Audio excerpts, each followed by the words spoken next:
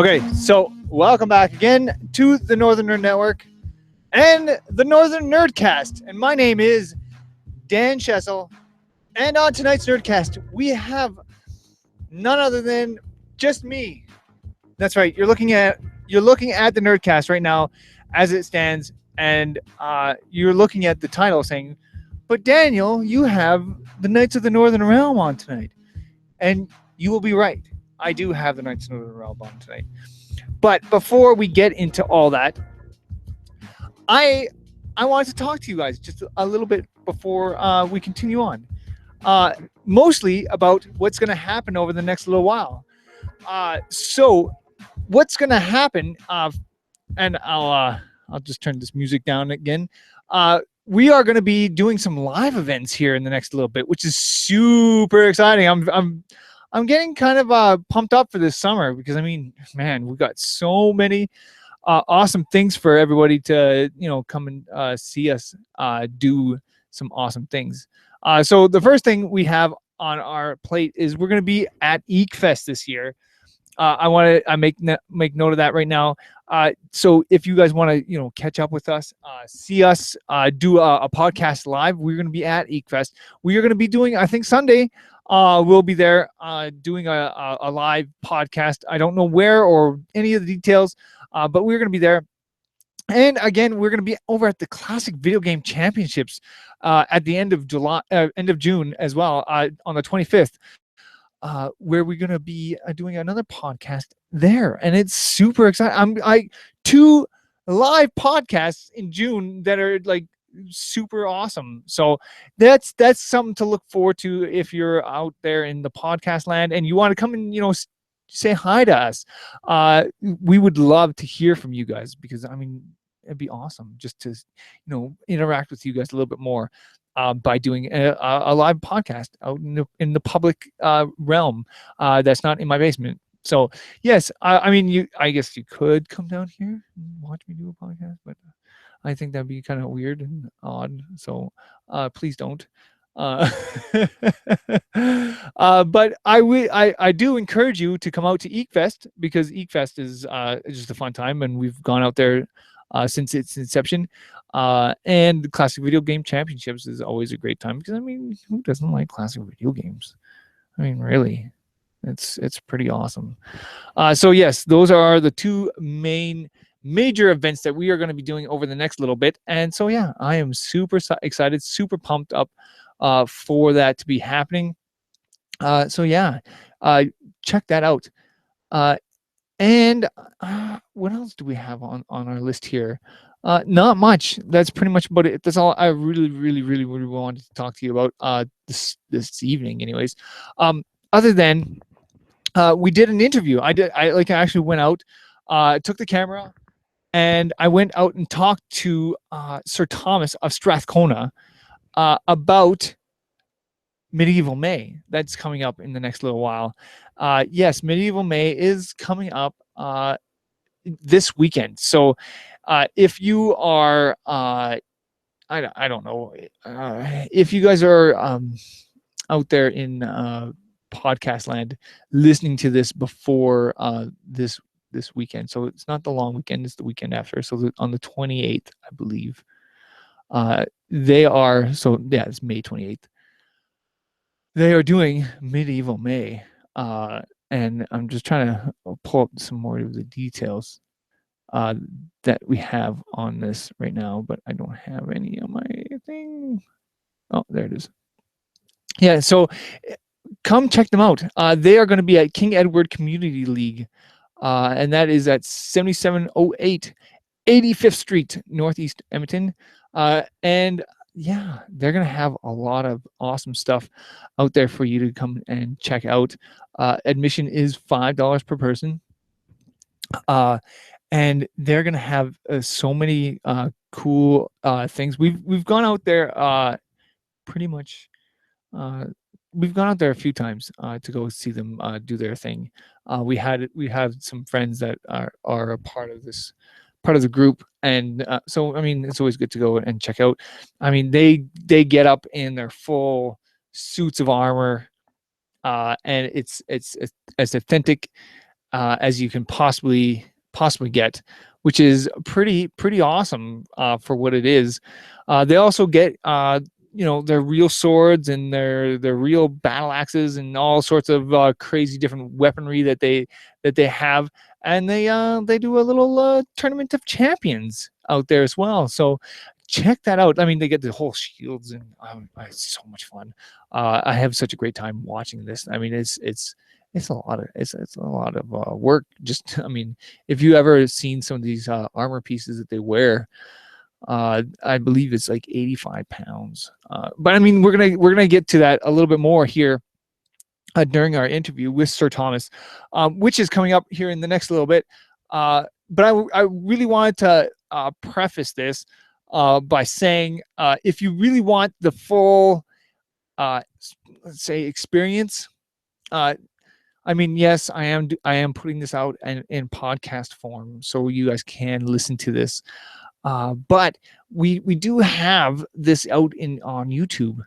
So if you really want, and I'm gonna say right now, if you really want the full experience, I suggest you go to the video and check that out. Even though we don't have any of the close-ups of some of the stuff that we're going to be talking about here in the next little bit, but he really does a great job of sitting down and teaching you about the time period and some of the amazing things that are basically happening during that time of our history in I don't even know how to explain it, but I mean, just the 14th, 100 and 13th and 15th. I mean, that century is just completely just amazing. Some of the stuff that happened during that time period, and so I mean, the kings and queens and knights and all that weaponry is just absolutely amazing to me, and some of the stuff that they actually have done is absolutely incredible. So I'm very, very excited about tonight's Nerdcast, because I mean, really, what happened is we went out and we talked directly with Sir Thomas over at his house. I actually took a camera and we actually had the podcast there. So I mean, again, if you guys really want the full experience, I do suggest you guys go and check out the YouTube video that is attached to this. So without too much of me really just rambling on about a whole lot of nothing, I'm gonna pass it off to Sir Thomas. And my interview, and I do apologize because I believe there's going to be a little bit of a buzz, and I'm going to try my best to kind of get rid of that. I don't know if you guys can hear it or not, or what the deal is, but I am going to apologize in advance. So I want to thank you guys, and I'll be right back right after this episode, after this is done, to close out. But please just enjoy. I know it's super long, but it's so interesting. So here's my interview with Sir Thomas of Strathcona. I am sitting here with Sir Thomas of Strathcona, and he is part of the Knights of the Northern Realm. And just tell me what we're doing here. Sure. We're gonna this table of good stuff. We're going to chat a little bit about a few artifacts from the 13th to 14th century or 14th to 15th century, depending on the piece. These are the kinds of things people see at our upcoming Medieval May, our big annual public education event. Show people the real history rather than the crap that they're seeing on TV. Game of Thrones is not real. Lord of the Rings is not real. What? This is real. You just totally blew my world. I'm sure Game of Thrones is supposed to be real, right? No. But if you actually look at history, they say it didn't happen. No, they say actually a lot of the Game of Thrones ideas is actually based on real Scottish history. So if you want to get bloody, you got to go to Scotland. Okay. So we're going to look at some replicas. We're going to talk a little bit about a few things, and maybe some things people think are historical that are really actually aren't historical at all. And then whatever you want to learn about tonight. Sure. Well, I'm interested in pretty much everything that's on this table. This is like there's so many little. I just don't want to put Touch. my arms down. Yeah. So right So there, we got a pin right here. this would be a badge, like a pilgrim's badge, that would be worn by somebody in the period in the 14th century. So we're talking the 1300s. Yeah. And that one specifically would be good for an Englishman. It's St. George and the Dragon. So the patron saint of England, but he's also the patron saint of Canada. So he's actually patron saint all over the world. This guy's really popular with good reason. If you kill a dragon, you should be the big guy on the block. You would think. You would think if you're killing dragons, you're the man. You'd be the man. Now, a lot of this stuff would be tied to some sort of faith. Is that correct? Faith, well, in the time period, and especially in Western Europe, most people were Roman Catholic. That was the option. Yeah. And you had people who were Jewish. In some countries, they were driven out. So, for example, in England, you look at Shakespeare and all his ideas, which, of course, is post-medieval. But the reality is he probably never met anybody who's Jewish, but he had all this anti-Semitism that he was regurgitating, which is obviously just, hearsay and negative stories. You obviously had the Moors, you had Islam in Spain. So there was crusades, this time period, they're forgetting about the Middle East. Yeah. The crusades were failing in the Middle East. They started doing crusades instead against other European nations. So worrying about the Moors in Spain, they're worrying about the Slavs and those pagans in the Eastern Europe. So you have Englishmen who are serving as knights, serving as mercenaries with the Teutonic Knights invading the Baltic states in this time. Yeah. So let's worry about Europe now. We failed the Middle East, right? But of course, our members, we've had everything from Pentecostals to Muslims, from atheists to Wiccans and everything in between. But it's the history, which is a different context, right? Mm-hmm. Living history is all about what happened, not what we think should have happened, right? Which is the big difference. But what else do you want to look at? Okay, so a lot of this stuff is actual artifacts that are quite old, right? Yeah, so we have artifacts in these shadow boxes. There's some artifacts here, and then others are replicas of pieces. So, for example, one of the big misnomers was everyone ate with their hands. Well, that's one of the biggest medieval lies that there is. There were books written on etiquette in the Middle Ages, on how to behave, how things shall be cooked, how things shall be cut. So, for example, when you're training as a page and a squire before you're a knight, you're trained how to serve the tables, the lords. You were served how to cut the meat. So, for example, in specifics where it was a specific finger width, so it was dippable in sauces. So you knew how to behave in court. You know how to serve in court. Service, of course, is part of the road to knighthood. Yeah. Even today, Elton John, right? Service. So we have, for example, a two-tined fork. Now we know that two-tined forks have been around since the Roman age. Now, in the Middle Ages, they weren't necessarily popular. They weren't necessarily vogue, but we know that they became vogue again from Italy, which was one of the centers of civilization in Europe in the Middle Ages. Right? Germany and Italy were two big centers for the evolution of armor, evolution of culture that then spread to other countries. So, here, go ahead, pick it up. This is a real medieval piece that survived. Now, again, everything we have for artifacts is either 13th to 14th century or 14th to 15th century, depending on the piece. Some of them were definitive as this is from the 14th century, like this coin. You've seen Braveheart? Yeah. Okay. This is a coin that was minted in the time of Edward I, Hammer the Scots, long shanks because he had long legs. So that's definitive. This is his time. This one specifically was minted in the city of Durham and during 1292 to 1307, a silver penny. So how did you get this stuff? Almost everything here is eBay. Really? Almost everything is either from England or from Germany. Wow. In terms of the sellers. Some things might have been Eastern Europe and then it was sold through somebody in Germany. Something might have been, let's say, Southern Europe and it was sold through somebody in England. Some of the pieces may have migrated through sellers, but in terms of the sellers, those are the two main ones that we talk to are Germany and England. Of course, they both have thriving medieval scenes. More groups than you can count, more festivals than you can count, more castles than you could ever visit in your lifetime. So when you have people in England, of course, metal detecting is a big hobby. Mm-hmm. So they're finding Roman coins all the time. They're finding arrowheads. They're finding horseshoes. They're finding things like we would never find here because, of course, we don't have the history that they would have had. But we had visits. That's one of the interesting things. I had read about the connection with the Scots and the Templars. Thank you.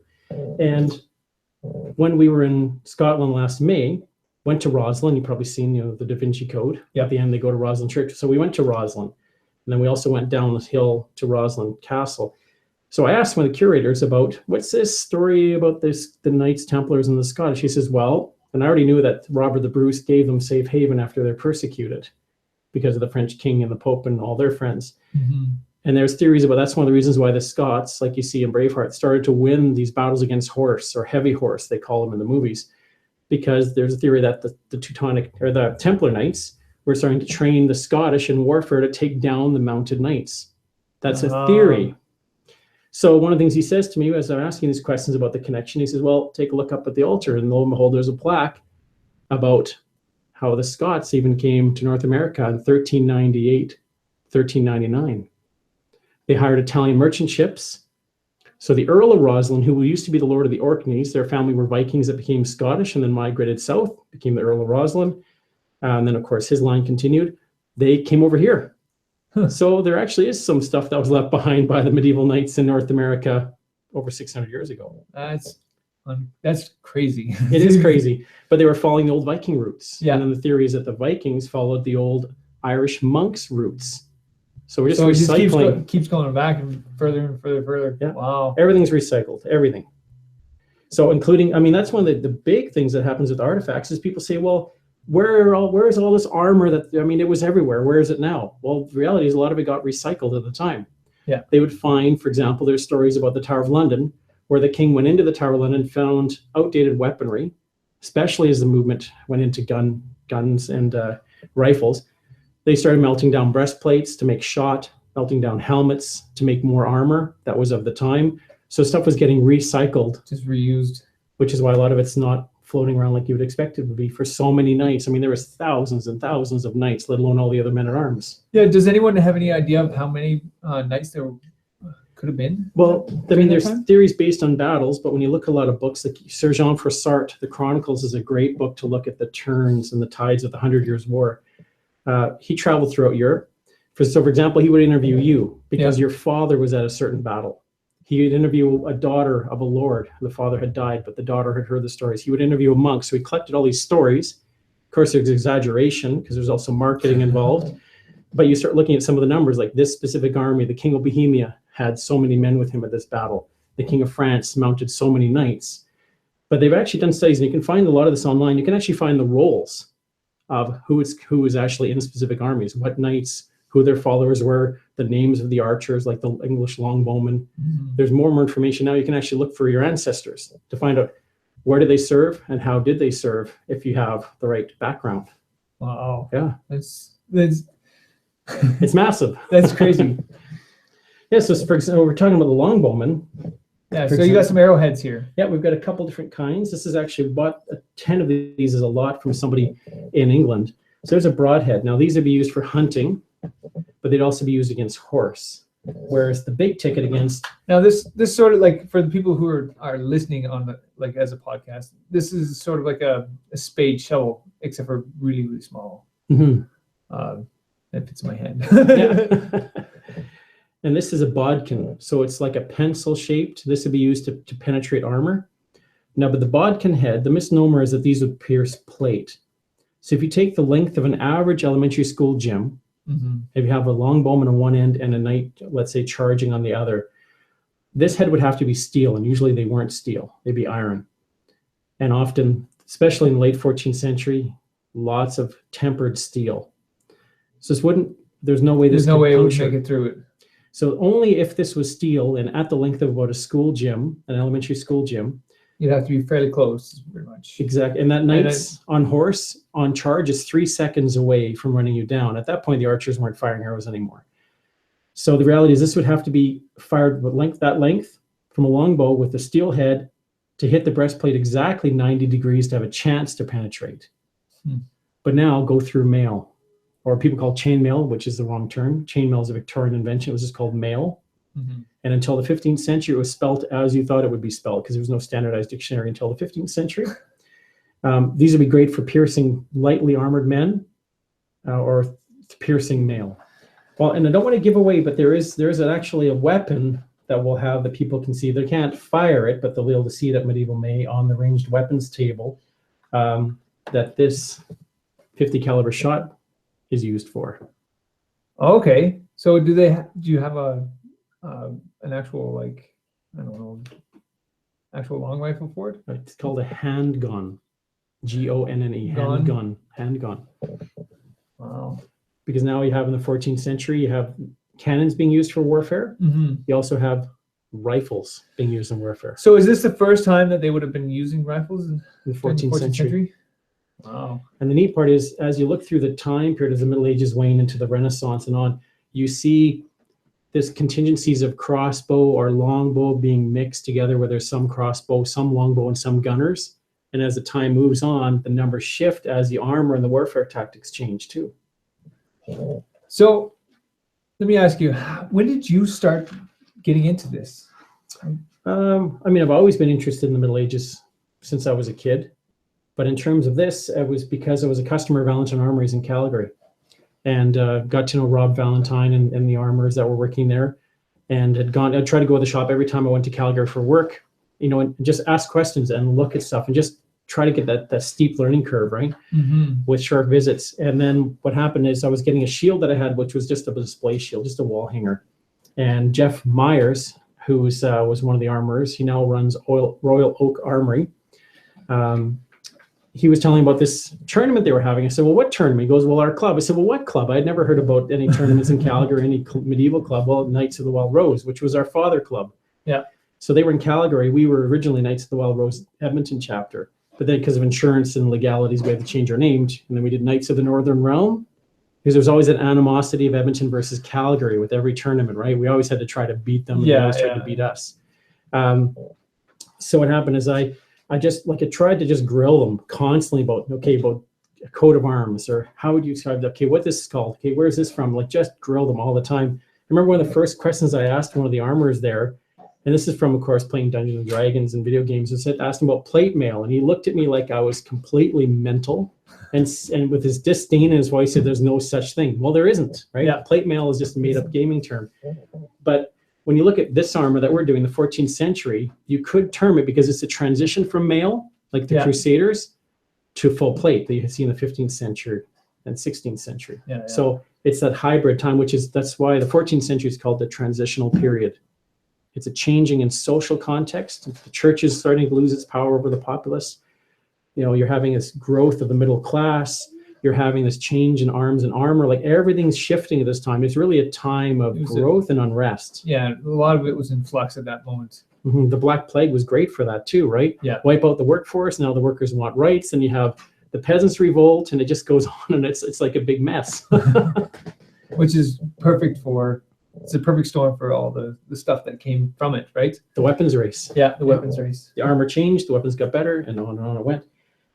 So we're talking about something that's kind of fun, a caltrop, medieval landmine. So the tips would be sharp. You throw them on the ground where where there's going to be a charge. Yeah. And now, have you ever ridden a horse? Yes. Now imagine that under your horse's hoof. Yeah. You've got a jacks, like the game of jacks. Yeah, it jacks. Yeah. You've got a jack in the grass, but it's sharpened. It's not a children's toy anymore. And I can only imagine this not being very pleasant for your horse. No. So now imagine you're wearing, and again, it's rather than actually calling it suit of armor, it's called a harness.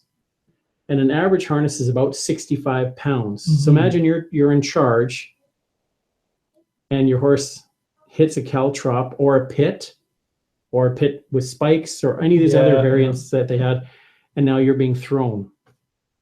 That would hurt. It's ugly. Like, warfare is not pretty. It's not fun. It's not for kids. It's bloody and it's ugly. Mm-hmm. But it's also exciting when you're reenacting it without intent, without any intent, right? It's actually harm somebody. Now, when you put on the armor, mm-hmm. like, how heavy is it? Like, when you said it's 65 pounds. 65 pounds is average. So, like, how much fighting can you actually do inside the armor before you get, like, completely wiped out? Us or them? Well, let's go with you first and then them. Well, it depends on how hot it is. Heat is, honest to God, the worst enemy of a knight. And we know that even historically in the Crusades, when the knights were going to the Middle East, mm-hmm. heat exhaustion was actually often created more fatalities than injuries did. We've had tournaments. I think the hottest tournament we had in Old Strathcona was 32 degrees, which was a couple years ago. And all the knights were taking their helmets off. They were fighting without helmets on because your chance of heat exhaustion was that much higher. Yeah. So you're risking getting hit in the head, knowing that at least you could probably finish off the day's tournament, right? I think I went to that one. Yeah, It was brutal. It was pretty hot that year. But I mean, the thing is, even when you look at people who are doing this often, were not like they were in the time. I mean, their whole life. You'd have to take the analogy of more like a professional soldier. That would be a better analogy for the stamina, for the training, everything else that they go through, compared to, more of the medieval groups, which are more of the, kind of a weekend warrior game. When you think of, the kit that, for example, my harness 65 pounds is about equivalent to what the kit of a modern infantryman wears. But then, of course, you're not really including militia. But I would be saying somebody who's a career infantryman, like a career military man, would be a better analogy. So to have them do what we're doing would be the best analogy you could make for modern times. Because again, how many of us have the fitness levels and the level of training that you would have had in the time and the experience? I mean, I've fought hundreds of times. Yeah. But it's not real warfare, right? It's not taking that extra step where you're actually driving the dagger into somebody's throat, rather than just, doing a hit, counting your hit, and then being honorable and shaking hands at the end of the fight and leaving the field, right?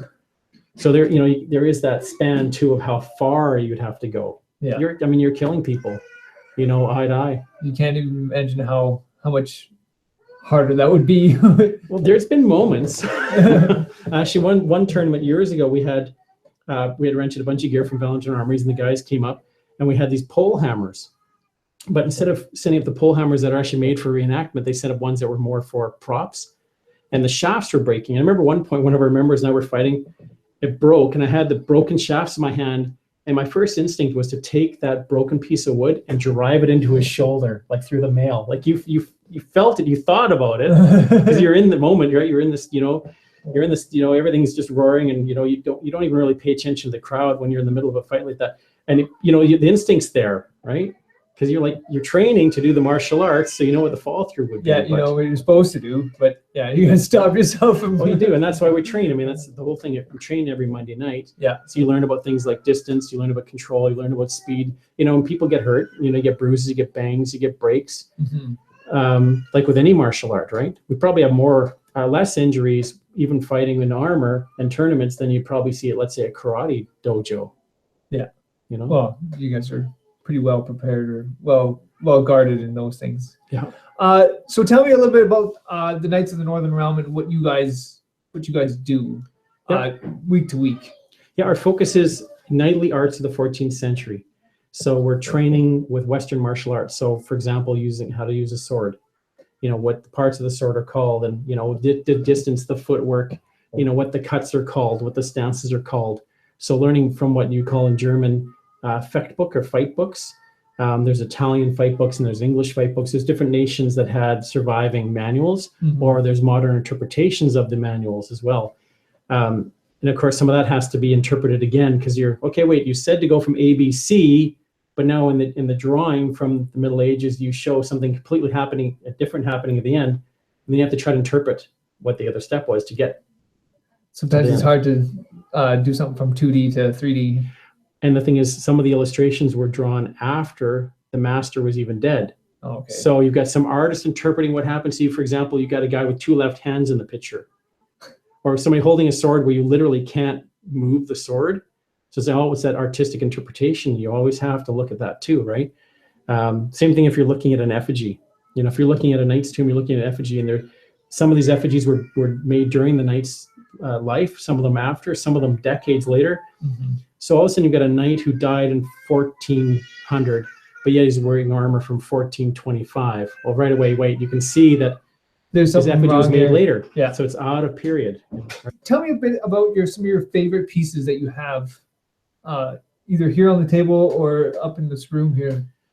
I think one of the ones that's really interesting is this one. It's a real castle key from Germany, from the 14th to 15th century. Before I purchased it, I actually went online. I found a person who collects keys, antique keys, and he had this massive collection, and he had these displays just full of medieval keys, and you could look at the design, you could see how accurate it was to the designs of these artifacts that he had in his collection. I mean, somebody opened a castle door with that, probably many times over years. Yeah, you got to think about like what kind of keychain that they would have had to have this on, right? Or a number of keys, right? Yeah. Chests and doors and others. Yeah. Yeah, this is absolutely incredible. Like just seeing these pieces and just seeing like how old they are, because we don't usually get stuff like this here, right? No. You said, we don't have that kind of history that's living, breathing in this country as well. But just to think, this thing here opened a castle door, and just to be able to sit here and go, like, hold this in my hand is just incredible. Yeah. There's a time there. I mean, the thing there's a story to it, right? There's a story to almost everything that you have here on this table. Oh yeah, I mean, even the things that are being replicated, for example, whether it's been, this was made in Holland. This is a pewter goblet. Same with this candlestick, which has Latin script. Whether you look at, for example, some of this glasswork, which is from Eastern Europe, which has made its way all the way over. This is this kind of glassware that they're actually using in medieval restaurants in Eastern Europe right now. So if you go to a quote unquote historical medieval restaurant, they're actually serving it in glassware that's actually medieval design, not some plastic goblet with a knight on it. It's just a bunch of cheese, right? I mean, there's just so many aspects to learn. I mean, there's people in our club who, they love to wear a harness and fight, try different kinds of weapons and realize some have advantages. There's others that, all they're into is swords like Squire Garrett, who's going to be doing a weapons presentation at Medieval May at 2:00. He's going to have us using different weapons to show you how deadly these things are, that they're really not toys, that they're effective killing tools, right?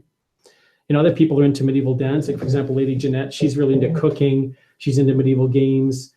She's also into dance. So she's going to be teaching people at Medieval May on the half hour to do period dances. Now, they're not 14th century. Dances weren't being written down really until after that time, but it gives you a sense of, okay, this dance, the music might have changed and the costumes might have changed, but the core would have been around for a long period of time. If you go to Heritage Days, for example, whether you go, when you look at, let's say, if you looked at a Scottish pavilion, or if you looked at, let's say, a Croatian pavilion, and you look at costumes, they're definitely not medieval. Music's not medieval, but if you look at the movements, a lot of it's still medieval. It's just the costume, the culture, and the music had changed over time. So the root is still there. So that's going to be part of Medieval May as well. We'll have a couple of guys, actually 3, Master Ronnie, Master Eric, and Master Christopher are all going to be wearing harness and fighting on the hour. And then we have a fashion show at noon, 14th century fashion show, including my wife's going to be wearing her harness. So because we know that there were ladies in the time who were knighted. Usually they weren't knighted for war service, but for defensive service, let's say, of their castle. Let's say if the lord was away and the lady was at home, she would command the home guard and defend. And we can actually see pictures of women in the time period defending, throwing rocks from the battlements or, firing a crossbow. And of course, the women in our club from day one have always learned everything the men have. So, and we've had a number of women over the years fight in tournaments, usually renting armor, and then getting on the field and fighting the guys. So tell me, because we've been talking a little bit more about Medieval May. When is it? How, where people are going to find you? How about I'll give you a bookmark? It's I want to encourage people to be literate, and so we have our 6th annual Medieval May coming up, which is on Saturday, May the 28th. So right a week from long weekend Saturday.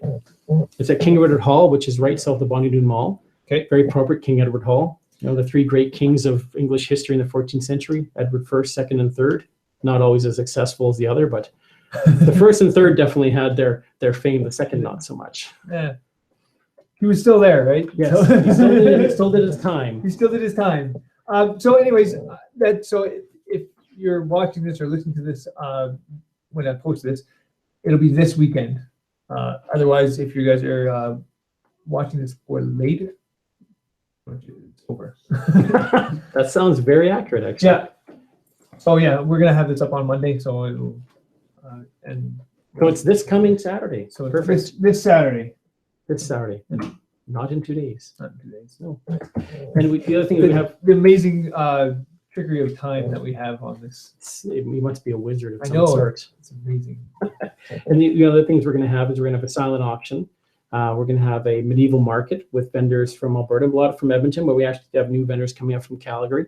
And at the door, we're going to be accepting donations for the Red Cross, for the Alberta Fires Relief Program, which, as we know now today, the fires have spread into Saskatchewan too. So it's becoming even uglier. And we have one special donation, which is actually a set of 8 plates, those collector plates of the King Arthur story donated. And those are going to be live auction right after the fashion show at noon. And all the money from those 8 plates are going to go to the Red Cross as well. That's incredible. So do you have one of those plates that you can right here show some people? Let's pull one out of the box. I checked it. I went through all of them and checked them, and they're in mint condition. They've never been hung. And they tell the story of Arthur. The great thing about the Arthur story is that he was hugely popular, even in the 14th and 15th centuries. I mean, this is one of the King Arthur and his knights were the men to live up to. You know, kings come and go, but Arthur lives on. So if you're watching this, hooray, you get to see what the plate looks like. If you don't, then you're gonna have to go to Medieval May and check this out. This is absolutely beautiful. So it's a picture of Morgan Le Fay and Mordred. She's very front and center here. And of course, there's a black raven or crow, which is very symbolic of her being a witch. Lots of detail on the outside. It kind of feels like we should be doing this show like it's one of those antique road shows. Right? I see that. And it's got a snake in the grass here that I love. Oh, snakes and wolves. Don't forget the wolves. There's an owl. I don't know. Maybe some bats in front of the moon. And this one specifically is plate number 680A as an atom in the limited edition, authentic limited edition of Morgan Le Fay and Mordred, the 7th issue in the Legend of King Arthur collection by Wedgwood. And it's fine bone china. Sounds fancy to me. It does sound fancy. It's even got some stuff on the back here telling you what it is. Very, very hangable plate. As script as it would be. Yes. So, I mean, when I first saw these, I thought I should put a bid, but you can see that we don't really only have any room in this house. You got a lot of stuff. I don't know if there's any space on your wall. Right there. Well, that's where the... Oh, wait, there's a hanger there. The Warhammer over on the table came from that space. Yeah, we're kind of the neighborhood watch guy, so medieval weapons sometimes get used as I take a look outside and find out if there's something, suspicious going on. If you want a neighborhood watch, this is the people to do it. Well, actually, the police have been here before because their neighbor was broken into, and they came to the door just to follow up about it because I was the first person in the home, and that called the police about the break-in, and then they looked around the front room and they said, "I wouldn't break in here," and I said, "Why?" They goes, because this is a dangerous house. This is a house, obviously, that's going to be defended. Yeah, every man's got to defend your castle, right? That's right. Even if it's a 1930s house in Old Strathcona. Okay, now I'm going to go into the sword here because I'm just dying to see this thing. How many swords do you have? And I only have a couple. You only have a couple. Now this one's pretty. This one looks sharp. That one's not for reenactment. This one's actually in our bedroom in case of a burglary. Honestly, so do not break into this house. That's a word of warning. I have a short sword. This because there's no such thing as a broadsword in this time. That's like in the Victorian term. Yeah. Short sword or arming sword or war sword. So the one hanging on the wall there was the one that was blessed by Father Charles Bidwell during my knighting ceremony. This one I bought years later. You can see it was actually used at a test cutting. Yeah, it was used at a test cutting, and the guy actually hit the screws that were in the stand. And this sword now can easily just snap right at that point, and this blade goes flying into you or some friend or some enemy. Yeah. So it's not really useful anymore. That's really sad. It is. It's a nice looking sword, though.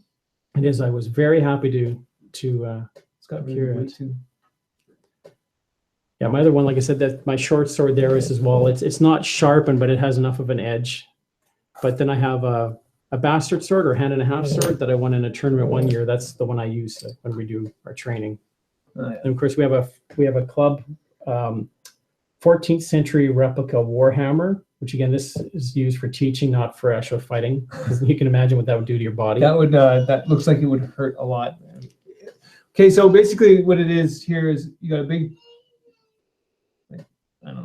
rectangle piece of wood with a really pointy top something very blunt. Yeah, that's your head of your warhammer. Your head of your warhammer, and another couple spikes on the sides, and really large one on the back here.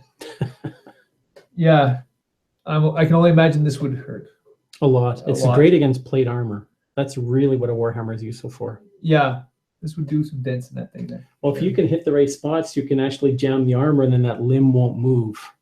And then that's the advantage. Because you think about it, most of the time, because things changed, context changed, laws changed, even behaviors changed. But most of the time in the Middle Ages, a knight wants to capture another knight.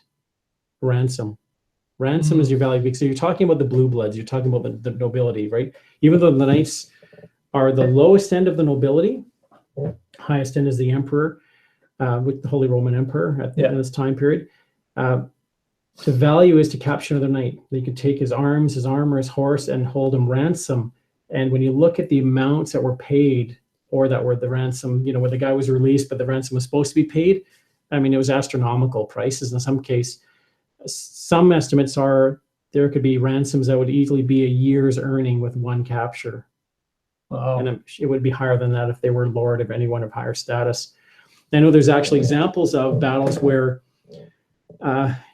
infantry, so peasants, were getting a hold of nobility, and kings and princes interceded with their men to ensure that royalty was captured and brought back and being held by nobility, not by peasants. And that there's also a safety there, right? I mean, even if you're a Frenchman, I'm an Englishman, and we're going to try to kill each other, at the end of the day, well, you know what? You're still part of this kind of brotherhood. Yeah. So to kill you when I could ransom you. Now we know, like, for example, in Agincourt in the 15th century, 1415, Henry had other plans because the French had attacked the back lines, the camps, and were killing followers and boys. And at this point, they were amassing so many French prisoners, they were outnumbering the English. Yeah. So he said, kill them all. No prisoners. Because between the numbers that were captured and between this slaughter of innocents, it was no holds barred. He changed the rules of war. It didn't need them anymore at that point. It was too much of a risk. Too many prisoners, and your camp followers being slaughtered. You've now broken, like, the Geneva Convention of the 15th century, right? Eh? You don't kill boys. Yeah. So, okay, so before because I can sit here all day and do this, but I want to know a little bit more about this piece here. So this is one of our newer acquisitions. This is what they call a bar mace. This is super heavy. It's over heavy from what would have been at the time. It might have been made out of iron in the time, rather steel, because he still had iron weapons floating around at the same time he had steel. Yeah. And this is based on, one of the sources is actually a woman in a doorway in the 14th century in Italy. So home defense again, right? Yeah. And I can only imagine this would hurt a lot as well. Do you want? We could try it if you want. I think I'm all right. Okay. Maybe we'll skip that part. This one people love, especially the kids. Yeah. Bollocks. It's a bollocks dagger, and it would have been worn where the descriptive is, right in the middle in front of your legs. So if you're watching this, you get to actually see what this dagger looks like. It looks like a penis with its balls. What happened? I guess you'd have a problem if you didn't have those, right? Yeah, especially in this time period. Well, that's the other thing, right? So if you didn't have them, you now have them. Exactly. It's an accessory. It's an accessory. Yeah. So yeah, they were a little bit more crude, I guess, back then. And this one's sharp enough to go right through you. Wow. We don't want to try that, right? No.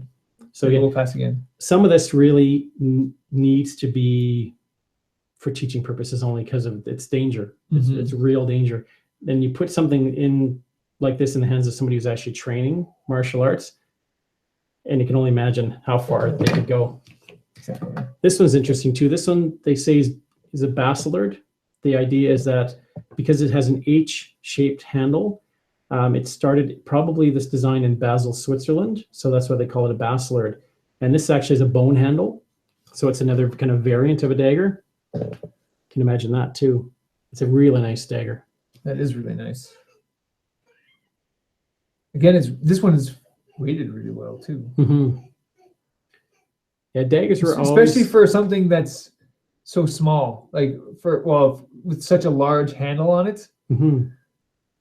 Yeah, that's incredible. Now, any knight would always have several weapons, and a dagger was always on the belt. You think, people would have been forced to be right-handed.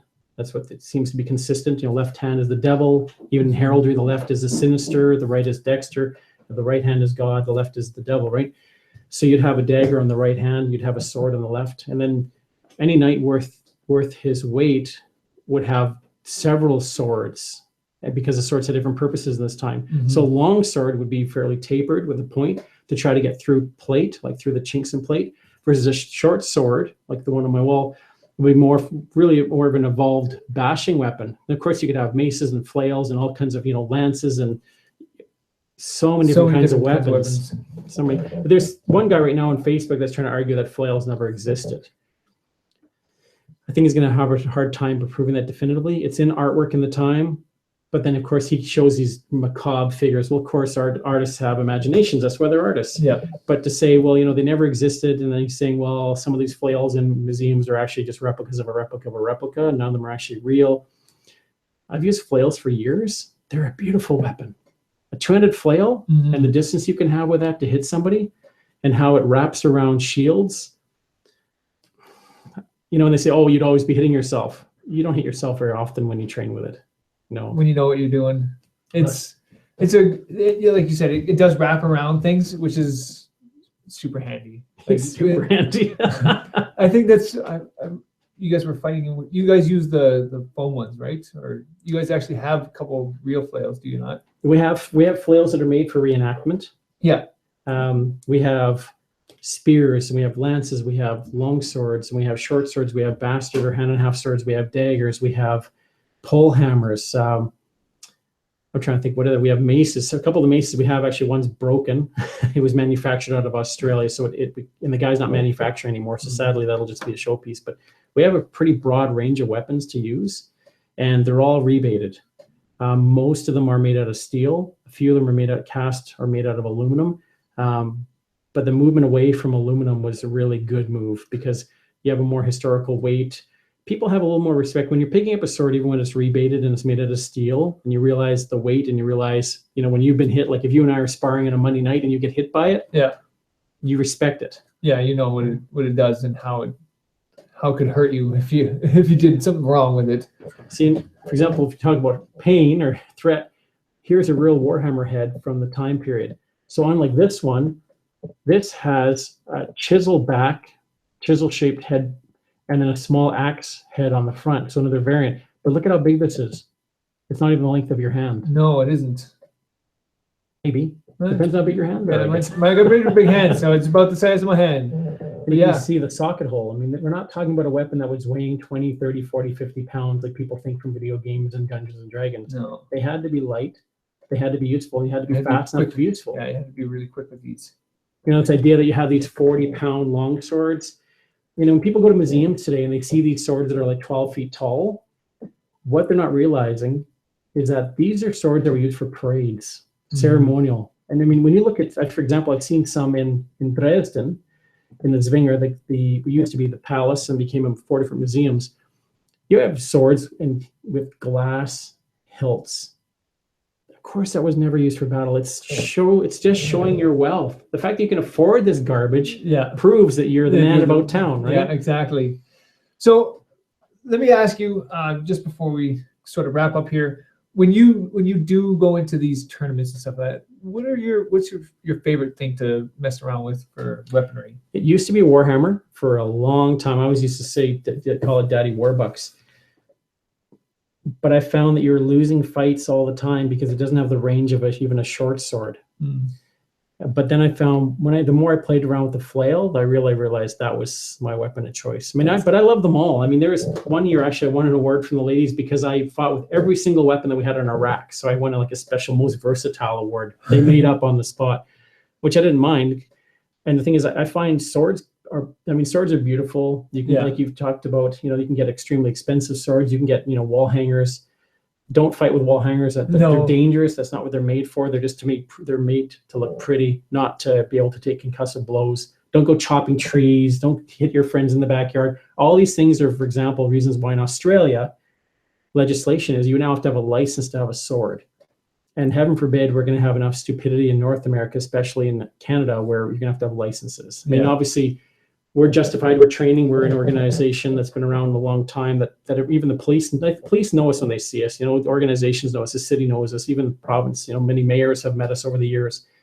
They know what we're about. You know, we're obviously not killing people in White Ave on a Saturday night, but the reality is stupidity can change everything. Yeah, and the problem is, it's kind of the way society's been moving, right? So, at the end of the day, for you guys, a lot of this is about education. Oh, it's all about education. That's what it comes down to, right? Which is one of the things that draws me to you guys as much as it does, because you guys do teach people. Like, even just me sitting here, you're so much about teaching about what's going on and what all this means, and yeah, you guys do have a great respect for all the different aspects, even down to the different types of armor you guys wear, right? Most of it, you guys say, has to be fairly authentic, right? And you're not here, you're not LARPing, you're not doing all those other stuff. You're there to actually learn and be as accurate as possible, right? And so when you do, guys, whenever anyone comes down to like Medieval May or some of the other events that you guys have, or it just comes down to a meeting or whatever it is, you guys have a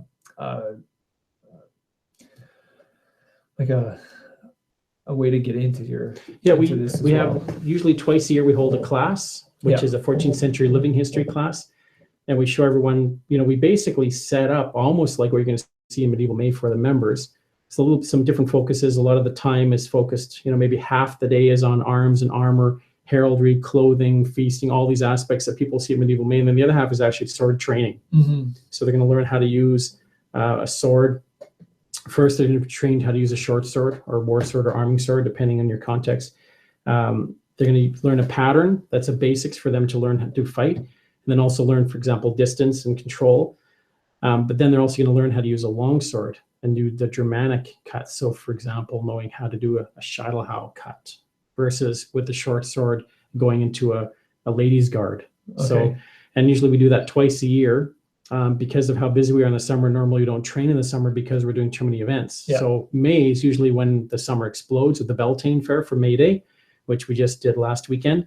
And then it rolls all the way through into the fall. Usually it starts to quiet down after Spooktacular, where a couple of us perform for Fort Edmonton for the Halloween event.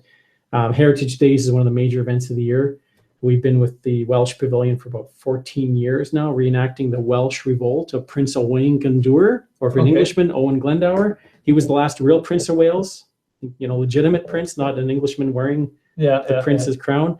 And of course, he went to war against them in the early 1400s when he realized that the British justice system was faulty. It really wasn't a true justice system. So he took up a sword like any good knight would, right? He didn't lay down. We know we do the Highland Games as well, or the Highland Gathering for the Edmonton Scottish community at the end of June down at Ellerslie. And then we do private events through the year and charity events. You know, charity can call us up and say, hey, can you come and perform at an event for us? And we can get the members together. We run out and donate our time. Awesome. Okay, so I want to thank you so much for just being on the show. And I want you to just tell people sort of where they can find you guys real quick, and like either on the web or wherever. The two best places to go are Kijiji. So we're going to have events. We're posting it up on Kijiji, and of course Facebook, because that's so long term. We have a private page, so don't try to join that unless you're part of an actual medieval group or somehow connected where we're sharing information. But if you're just part of the general public, go to our public Facebook page. That's where we promote events. Whereas the other one, which, you know, talking to people in Australia who have living history groups, or people in Germany, and talking about fine things like, you know, specific manufacturing about a sword or a specific helmet that somebody's posting for a museum, like where it's the academic side of it. Yeah. Whereas more the social media side of it, which is our public page. Thanks. Okay, so that is it. I want to thank Sir Thomas of Strathcona for essentially just coming onto the show this week. It was so much fun. Like, man, even after the interview was over, I ended up sitting there and talking to him for another, maybe a half an hour, 45 minutes, even past that, just about some of the stuff that was on the table and about more about the 14th and 15th century. And it was just, he's so interesting. Just for the amount of knowledge that man has in his brain, and how much passion he has just for that whole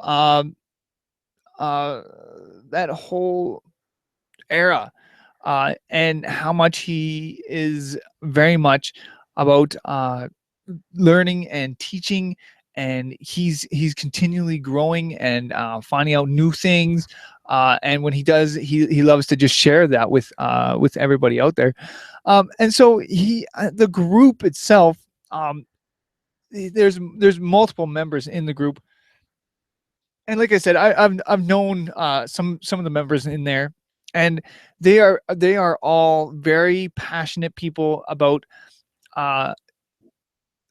making sure that they're representing very accurately what is there. It's just so good.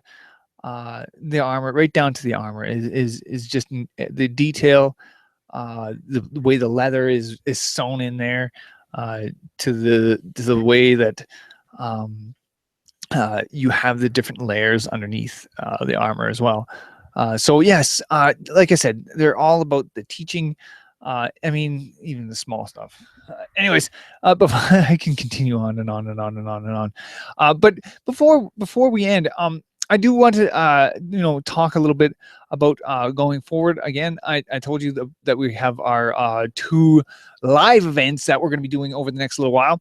But pretty much this is the end of the season for the Northern Nerdcast. I know a lot of people out there are wanting to see more stuff as we do as we continue on, but I want to say that before everyone starts freaking out, oh no, this is it, we're not coming back. We are. We'll be back again in September, but not only that are we going to be back in September, but we are going to continue to go through the summer. We are just not going to be on the same kind of schedule that we're on right now. We're not going to be every single week. We might vary it up a little bit more. We might do more shows like this, where I go out and do a remote and then bring it to you guys and share it with you guys. We have other options that we're gonna try out for the summer. So bear with us as we continue to try to improve and try to bring you guys new experiences, new awesome things that are happening in and around our city of Edmonton, which is a place that I dearly love and enjoy, and I see some amazing things that are happening in the city, happening all over, and I just want to bring that and share that with you guys out there. And so yeah, I'm very, very excited to see what's going to happen over the next little while, because I mean, really, it's gonna be great. I'm very excited because I get to try some really fun things. Like this was a lot of fun, going to talk to Sir Thomas of Strathcona and seeing all the stuff that he had on the table there, right down to like the pellet, and I mean, so fascinating, some of the stuff that is out there that he's brought to us. And yeah, like those are like, it's just amazing that that one, even the key that he had opened a castle door, and I held that in my hand and I'm like, oh my goodness, this is incredible. So yes, I mean, there's so many things that are out there that are awesome. So go and check that out. I really encourage you guys to go check out Medieval May. And that is coming up this weekend. If you guys are catching this podcast early enough, if you're not, I'm sorry, it's over. But yeah, it is on the 28th of May. And I'll if I can quickly pull up the information again, I will tell you exactly what date it was or what where it's at. But I mean, yeah, like I said, it's going to be an awesome time. Just go and check it out. They got the auction there, and they got dancers and all sorts of different things happening during the event. So again, that is at King Edward Community League this May. So May 28th. Go check it out. You can go and visit our Northern Nerd Network page. So if you go to northernnerdnetwork.com, click on upcoming events, and there you will find our amazing event calendar that I truly believe is powered by the Edmonton Nerd List. Because if you don't know what the Edmonton Nerd List, go check it out. It has got everything that is nerdy in this city, and it is all listed there in its full glory. So if you think there's a list of nerdy things that are in Edmonton, maybe you think of another list that he should make up. Let him know, because he will make that list, and he will make it a reality, because he is just that kind of guy. But he's got his ear to the ground, and he's been feeding us these amazing things that are happening in the city. And so we got this amazing calendar of awesome things that you guys can go and check out.